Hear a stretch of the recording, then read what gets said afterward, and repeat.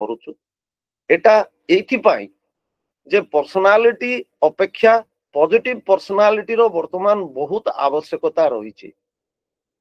कारण गोटे चाकरी रे जॉइन कला बेले जो भाईवा बस टी आपण माने दबा पई जाउचंती से भाईवा बस रे से माने केवल फैक्चुअल नॉलेज को जज करू नाहंती।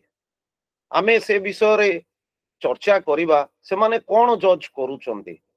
से माने जज करूचंती जे ये पिला जे गोटे सर्विस पाई आम पाख को आसुची या पाखरे को एक्सटेंट रो कैपेबिलिटी अछि, को एक्सटेंट रो नॉलेज अछि, को टाइप रो स्किल्स या पाखरे रहिची एवं मोस्ट इंपोर्टेंट होची यार एटीट्यूड ता कोन।